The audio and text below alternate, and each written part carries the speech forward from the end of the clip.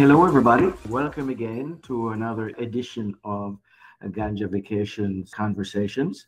Today, we're talking with Taijah, who is a cannabis medicine advocate and lifestyle influencer. She lives in Jamaica and offers a variety of cannabis medicine workshops and tours based primarily on Rastafarian practices.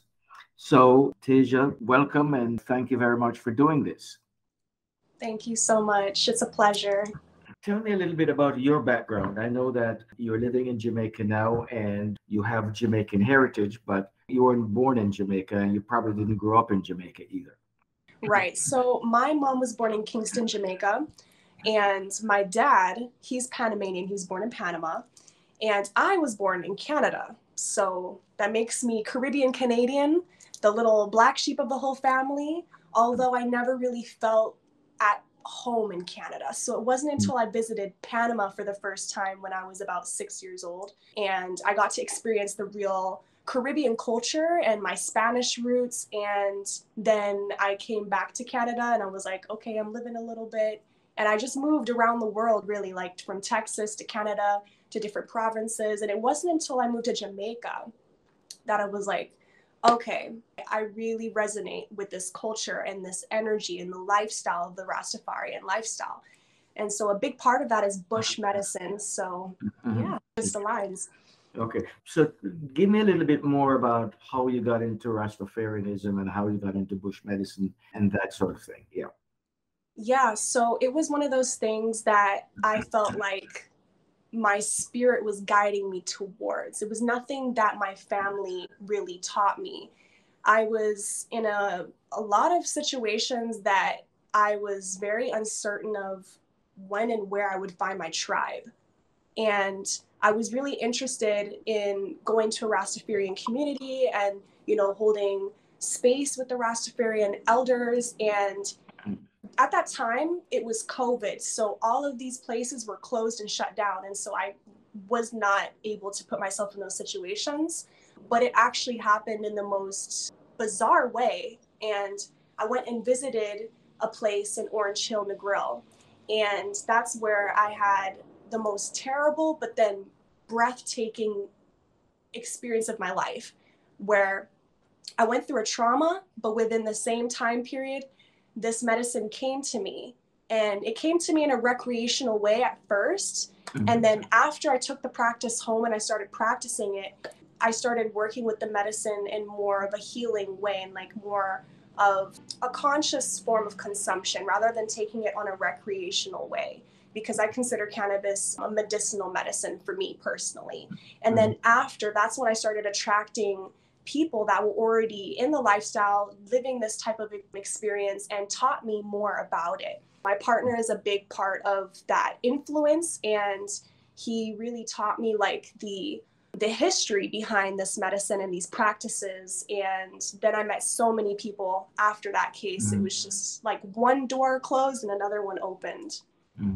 So talk a little bit about the kind of workshops you do now, and especially the steam chalice workshop. And perhaps first to a lot of people who are listening, they may be hearing the term steam chalice for the first time. Yeah. So if you could talk a little bit about that as well.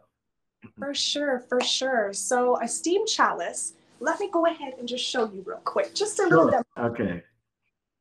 But essentially, a steam chalice looks like a bong, but it's a different form of consumption of any herb of choice. And that's what I really like about steaming, is that it is a form of healing on a medicinal level. A lot of people will look at this, even in the Jamaican diaspora, and be like, oh, look, it's a bun chalice.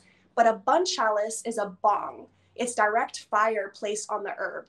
This has two filtration systems, and it actually has a purification process through the activated charcoal that is placed on top. So it's a form of convection. It's a water vapor.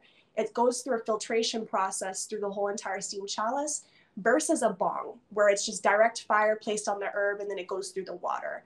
So in my workshops, I really break it down to a science and help people understand the difference between steaming and smoking and the medicinal properties that comes with using a steam chalice, and how you can extract all of different herbs, different medicinal compounds, to ingest them in a conscious form rather than damaging your lungs or your respiratory system. Okay. So there are other herbs that you would use in a bong besides cannabis?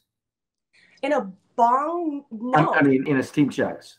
Yes, yes. So a Mhm. steam chalice is amazing for that reason, because everything is extracted in full spectrum without burning any of the profile. There's no fire touching the herb. Mhm. It's like cooking it like an essence. Mhm. And you can use anything from rosemary, like household herbs like rosemary. You can use spearmint, anything you have in your garden that has medicinal benefits. You can just do your research on it and see if that aligns with you, and if that's something you're looking for, great. But it's not going to have any psychoactive effect. It's a nice complementary to Mhm. include with your cannabis, because cannabis has its own cannabinoids and flavonoids. So you taste that. You taste it to complete totality, and it's a beautiful experience. Okay. Is the high you get different from smoking? Yeah, absolutely. How I like to explain it to people is when you smoke, it's like you feel it in your mind. And depending on if you have an indica or a sativa, usually you'll feel it in your mind. Like if you meditate and you close your eyes after you smoke like a big fatty or a whole bowl, you're going to feel like your mind kind of like, you're going to feel it pulsing in your mind. For a steam chalice, when you consume the herb, it goes through the heart. It filters through the heart space because you're expanding your lung capacity and you're practicing breath work. So when you meditate and you're sitting in stillness after you steam, and you're at the perfect vibration, or even if you're a little over the medicine that you're used to, because it is stronger, that you will feel it humming from your heart. You will literally feel your heart beating. And I've heard Mhm. other people say it. So it's a different Mhm. spiritual embodiment of its own. Okay. If I were to do one of your workshops, tell me the kinds of things that I would do, the kinds of things that I would experience, and what I would leave with.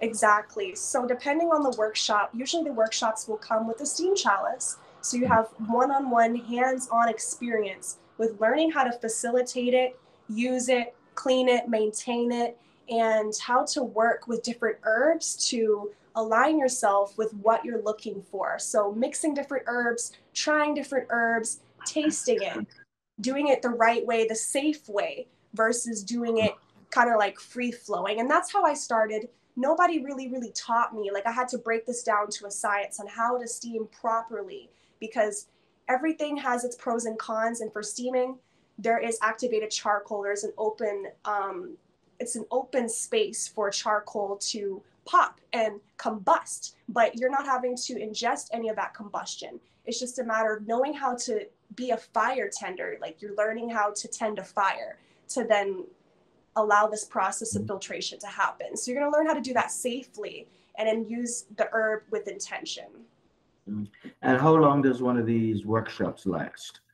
A couple of It hours can or so? last, it can last for up to an hour, and it can go on till at least, it could be minimum an hour and a half. It can go to 3 hours, depending on how it goes. Some people, they want to do a sacramental blaze up after. Once I do the workshop, I give people the opportunity to steam up and we can just talk back and forth if they have any questions. Sometimes it can go on 2 hours and I don't even realize it. So yeah, Mhm. it's a nice. But you also do a sort of a 1 day wellness kind of workshop, right? Of which the steam chalice is just a part of it, Yeah, right? yeah, Talk about that 1 day workshop. for sure. So my partner and I, we do day trips here in Montego Mhm. Bay, and we give more of a cultural experience and what it's like to live in the city and live a Ital lifestyle, a natural lifestyle here, experiencing bush life and city life, but then integrating that bush medicine with artisanal, beautiful, handcrafted medicine from farm up in Mount Horeb in Montego Bay. So it's about an hour and a half up the mountain, and they do farm to table meals. And that's where I also do a steam chalice workshop, allow the people to interact with the medicine, see the cannabis growing, and try different herbs. And it's a whole entire day experience where food is included, transportation is included, pick up and drop off, and you get to experience a little bit of city life and bush life all in one. Okay, terrific. Do I have to be an experienced consumer to come to the workshop or the day trip, or if I'm a newbie, would I be out of place? No, absolutely not. Because this is something that even those that don't want the psychoactive effect can experience on their own wavelength, which is amazing. Even if they want to come and experience it and they don't want to take a steam chalice home for themselves and they just want to try it, that's totally optional. And I also just really break it down to people from the basics to where I'm at right now and how intricate this medicine can be. So anybody at any level can come and experience this for themselves, whether it's just one little toke or hearing a lecture and reasoning and getting to really understand this spiritual indigenous practice. Okay. Now, I believe you also sell steam chalices right on your website. How much does one of those things cost? So they range from about $60 and they can go upwards to around $300 for custom work. Okay. Okay, great. Terrific. Well, it's been fascinating talking to you and hear about these fascinating and very interesting things you're doing down there in Jamaica. Maybe I'll come down there someday soon and be a participant in one of your workshops. Looking forward to it. That would be amazing. I would love that. Okay. All right, Taijah. Thank you very much for doing this and see you around. Thank you. Much love. Bless. Yeah.